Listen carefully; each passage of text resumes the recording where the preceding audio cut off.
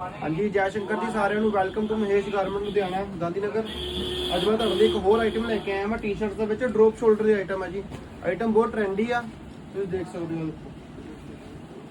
ਇਹਦਾ front print ਆ ਤੇ ਇਹਦਾ ਬੈਕ ਪ੍ਰਿੰਟ ਆ ਜੀ। ਆ ਕੋਲੋਂ ਦਿਖਾਇਓ ਪ੍ਰਿੰਟਿੰਗ ਇਹਦੀ।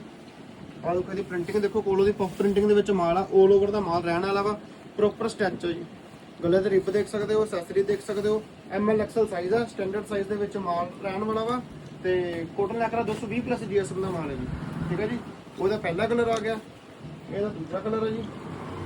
ਕਲਰ ਮੈਚਿੰਗ ਬਹੁਤ ਸੋਹਣੀ ਹੈ ਤੇ ਉਹਦੇ ਉੱਤੇ ਪ੍ਰਿੰਟ ਵੀ ਬਹੁਤ ਸੋਹਣਾ ਕੀਤਾ ਹੋਇਆ ਵਾ। ਇਹ ਇਹਦਾ ਤੀਜਾ ਕਲਰ ਆ ਗਿਆ, ਬਲੈਕ ਇਹਦਾ ਫੋਰਥ ਕਲਰ ਆ ਗਿਆ। ਦੇਖੋ ਬੈਕ ਦੇ ਉੱਤੇ ਵੀ ਸ਼ੇਡ ਛੱਡਿਆ ਹੋਇਆ ਵਾ ਜੀ, ਬ੍ਰਾਂਡ ਤੁਸੀਂ ਚੈੱਕ ਕਰ ਹੀ ਸਕਦੇ ਹੋ। ਆਹ ਇਹਦਾ ਪੰਜਵਾਂ ਕਲਰ ਆ, ਇੱਕ ਇਹਦੇ ਵਿੱਚ ਛੇਵਾਂ ਕਲਰ ਹੈ ਜੀ। 6 ਕਲਰ ਦੇ ਵਿੱਚ ਮਾਲ ਰਹਿਣ ਵਾਲਾ ਵਾ। ML XL ਸਾਈਜ਼ ਆ, 18 ਪੀਸ ਦਾ ਸੈੱਟ ਹੈ ਜੀ। DM ਕਰੋ ਫਟਾਫਟ।